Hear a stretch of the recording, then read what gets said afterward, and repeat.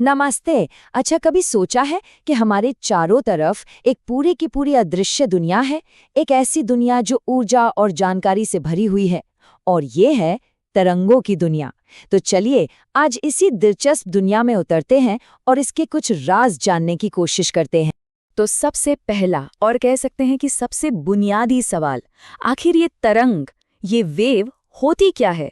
मतलब शब्द तो हम सबने सुना है, पर इसका असली मतलब क्या है? चलिए इसी को समझते हैं। बिल्कुल आसान भाषा में समझें तो तरंग एक तरह की हलचल है, एक डिस्टर्बेंस जो एनर्जी को एक जगह से दूसरी जगह ले जाती है। और सबसे महत्वपूर्ण बात, इसमें मैटर यानी कि पदार्थ अपनी जगह से नहीं हिलता। इसको ऐसे सोचिए, जैसे शांत पानी में जब हम कोई पत्थर फेंकते हैं तो लहरें बनती है ना, वो लहरें एनर्जी को तो किनारे तक पहुंचा देती है, लेकिन पानी तो वहीं का वहीं ऊपर नीचे होता रहता है। ठीक है, तो अब जब ये समझ आ गया है कि तरंग क्या है, तो थोड़ा और आगे बढ़ते हैं। क्या सारी तरंगें एक जैसी होती हैं? नहीं, इन्हें हम मोटे तौर पर दो मेन कैटेगरी में बांट सकते हैं। तो ये है वो दो मुख्य प्रकार। एक तरफ हैं यांत्रिक तरंगे, जैसे आवाज या पानी की लहरें। इनको चलने के लिए किसी न किसी मीडियम की जरूरत पड़ती है, जैसे हवा या पानी। दूसरी तरफ है विद्युत चुंबकीय तरंगे, सोचिए लाइट या रेडियो वेव्स, जिनको किसी मीडियम की कोई जरूरत नहीं। ये तो खाली स्पेस में, मतलब वैक्यूम में भी आराम से ट्रैवल कर सकती हैं। अब हम अपना ध्यान खास तौर पर इन्हीं विद्युत चुंबकीय तरंगों पर लाने वाले हैं। यही वो तरंगे हैं जो हमारी आज की टेक्नोलॉजी की रीढ़ हैं। सेल फोन से लेकर वाईफाई और सैटेलाइट्स तक सब इन्हीं पर तो चलता है। तो चलिए इनको जरा और करीब से देखते हैं।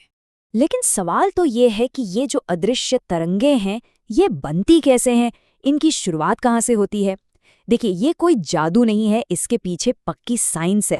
तो ये सब शुरू होता है एक एक्सेलरेट होते हुए इलेक्ट्रिक चार्ज से। सोचिए, जब कोई चार्ज तेजी से चलता है तो वो अपने चारों तरफ एक बदलता हुआ इलेक्ट्रिक फील्ड बनाता है। अब ये जो बदलता हुआ इलेक्ट्रिक फील्ड है ना, वो अपने आप एक बदलता हुआ मैग्नेटिक फील्ड पैदा कर देता है। और बस यहीं से असली खेल शुरू होता है। ये दोनों फील्ड एक दूसरे को बार बार बनाते हैं और इसी तरह एक सेल्फ सपोर्टिंग वेव बन जाती है, जो लाइट की स्पीड से आगे बढ़ती चली जाती है। तो ये तो समझ आ गया कि तरंगे बनती कैसे हैं। पर अगला बड़ा सवाल ये है कि हम इन तरंगों का इस्तेमाल करके सिग्नल को इतनी इतनी दूर तक भेज कैसे पाते हैं। पूरा रेडियो और कम्युनिकेशन इसी पर टिका है। देखते हैं ये होता कैसे है। तो बात यही है कि इन इलेक्ट्रोमैग्नेटिक वेव्स को इतनी दूर तक आखिर भेजा कैसे जाता है। मतलब एक शहर से दूसरे शहर या फिर ग्रहों के बीच सिग्नल कैसे ट्रैवल करते हैं। जवाब छिपा है इन तीन तरीकों में। पहला है ग्राउंड वेव। इसमें तरंगें पृथ्वी की सतह के साथ साथ चलती हैं। ये कम दूरी के एएम रेडियो के लिए बढ़िया है। दूसरा है स्काई वेव, जिसमें तरंगें ऊपर वायुमंडल की एक परत आइनोस्फीयर से टकराकर वापस धरती पर लौट आती हैं। इससे लंबी दूरी का कम्युनिकेशन हो पाता है। और तीसरा स्पेस वेव, जो सीधी लाइन में चलती हैं। एफएम रेडियो, टीवी और सैटेलाइट कम्युनिकेशन के लिए ये बेहद जरूरी है। तो चाहे तालाब में बनी एक छोटी सी लहर हो या फिर तारों के पार भेजा गया कोई सिग्नल, सभी तरंगों के पीछे का जो मूल सिद्धांत है वो एक ही है, एनर्जी का ट्रांसफर। ये एक बहुत ही पावरफुल और फंडामेंटल आइडिया है जिससे हमारा यूनिवर्स चलता है। और सबसे ज़रूरी बात यह है कि ये तरंगें हर एक पल हमारे चारों ओर जो खाली जगह है उससे इंफॉर्मेशन और पावर दोनों को ले जा रही हैं। हमारा वाईफाई, हमारा जीपीएस, सूरज से आती रोशनी, ये सब हर समय हो रहा है, भले ही हम इसे देख ना पा रहे हों।